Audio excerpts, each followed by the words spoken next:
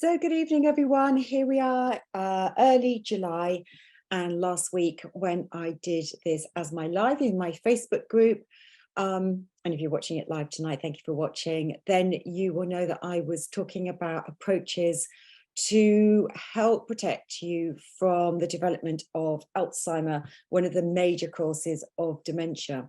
Now, tonight I've mentioned that I want to talk about a really specific nutrient that's essential for brain health. And it's now considered that many people may be lacking sufficient quantities of this nutrient, and it is essential for our brain health. And the nutrient I am talking about tonight is called choline. So let me tell you what we know about choline, why it's important, why we may not be getting enough, which groups of people may particularly need to focus more on how they get adequate amount, and how and where, which foods we get that from.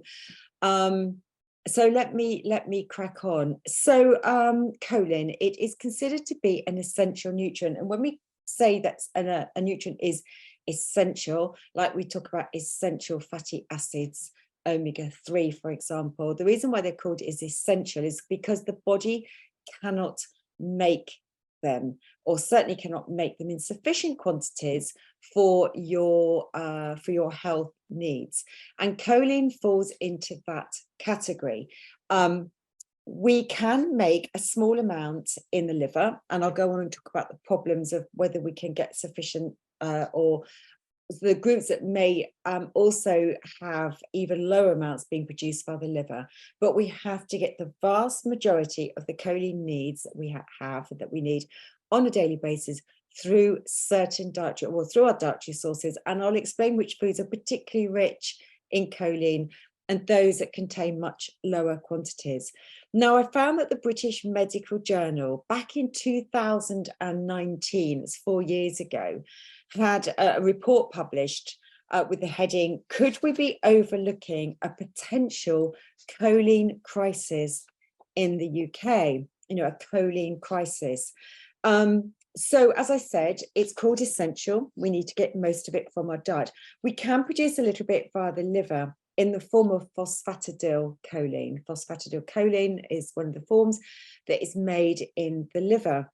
But interestingly, and I'm learning new things all the time when I research things, is that estrogen is involved in the synthesis of choline, how it's made from other things in the liver. And of course, for menopausal women or postmenopausal women who are significantly lacking estrogen in those years, we will be making even less choline, if any at all, via the liver sources. So menopausal, postmenopausal women, we need to think extra hard how we are getting our choline from our dietary sources. Something else that's been discovered, and we would only be able to investigate this if we did certain DNA testing, but there's a certain gene, as we know with all genes, involved in the synthesis of choline, in phosphatidylcholine via the liver. But with all genes, we can have what we call SNPs. These are variations and deviations of the gene, which means the gene is not working properly. So if the gene that helps to manufacture and synthesize phosphatidylcholine in the liver is not functioning well, then that's another group of people who are potentially at risk of getting any choline via the liver and needing extra amounts from dietary sources. As I said, I haven't investigated this. We know we can do a lot of DNA testing, but you need to search and look for your DNA tests very carefully, and I can certainly help with this, to make sure that the genes that we're looking for are in the test that you do, because at the end of the day, there are so many genes that we could be testing. So we have to find the right tests that are going to include the genes that we want to test. So I found some other interesting information of the United States for the United Kingdom. If you're watching this, I'm based in the United Kingdom, if you're watching it from elsewhere, but in the United States, there seems to be a greater emphasis and awareness around choline compared to the UK. Certainly back in 2018, I found that pediatricians were encouraged to advise pregnant and lactating women to ensure that they were getting sufficient dietary sources of choline and also other brain building nutrients because of the role it plays in the development of a healthy choline plays in the development of a healthy brain. So in the United States, there was this awareness of the need for choline. That's certainly not the case in the United Kingdom. And we don't have a reference value limit set for choline like we do for other nutrients. If we think about our vitamins, most of our vitamins and minerals, we have levels that are set as minimum amounts that are required for our health needs. And this hasn't been set for choline.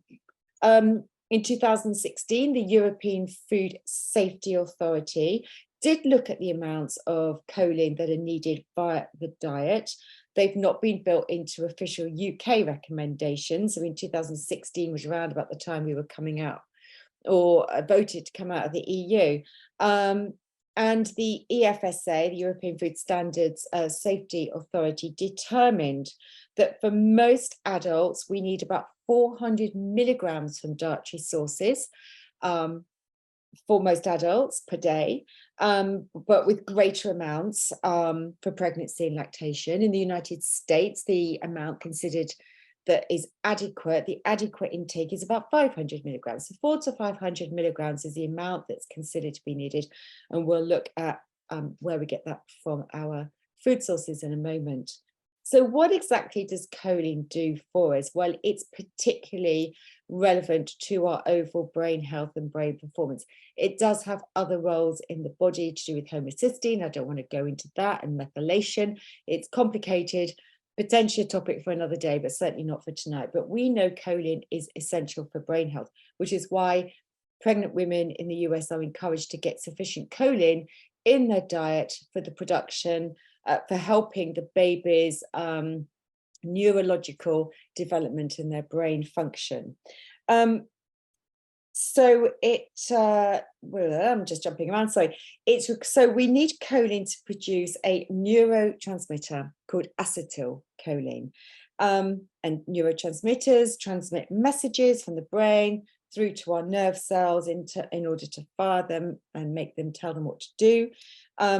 And this neurotransmitter has an essential role in regulating memory, mood, and our intelligence needed for brain function and development. It's also found in our cell, choline's found in our cell membrane. So we've got this biphospholipid layer, it has choline in there as well. And it's needed to make sure that the cell membrane remains permeable, to allow nutrients to pass into the cells so they can carry out their functions and allow toxicity and waste to exit the cells when they've done that. So a lack of choline has been shown to lead to poor cognitive performance. And newer research is showing that a lack of choline can lead to potential neurological disorders, neurodegeneration, such as dementia and Alzheimer's. Hence, one of the reasons why this report by the British Medical Journal back in 2019 was saying just how important it is. We need choline, and are we heading for a choline crisis in the UK? Now, some of the reasons why we may be heading to this choline over and above menopausal women, genetic defects, and lacking it via the production via the liver, is thinking about where we get it in our foods. Now, animal foods contain significantly greater amounts of choline, weight for weight, gram for gram, compared to plant-based foods. Yes, plant-based foods do contain some choline, but we get significantly more via animal foods. And so I've got some information here, look this up. So for example, I've got this in ounces, not in grams. 3 ounces of liver contains 356 milligrams of choline. So that's pretty much this serving of liver, if you were to eat liver, would provide the amount of choline that you need, probably because liver produces choline itself. 2 large eggs, the next best source of choline is via eggs. and 2 large eggs provide 300 milligrams of choline alone. Of course, I researched this today, so I went and had 2 poached eggs for my lunch today, making me more aware of the reasons why eggs are such a fantastic food to be eating. 3 ounces of fish like cod or beef or chicken provides 70 milligrams, so significantly less in those foods. Similar amounts in dairy. And when we start to look at our plant-based foods, a typical serving of cruciferous vegetables like broccoli provides 40 milligrams. That's a tenth of the amount we need on a daily basis. And we would get 20 milligrams in a typical serving of sunflower seeds and in brown rice. And it has to be brown rice because it's the husk that makes the rice brown, rather than white where the husk is removed, where we find these B vitamins, because choline is a B vitamin in the husk. So if you had white, you wouldn't be getting it at all. So you get a little bit, but we have to work so much harder to be thinking about all these different food, also like with nuts as well and other whole grains, we can get some choline, but significantly lower amounts. Cruciferous vegetables in the vegetable world are the best.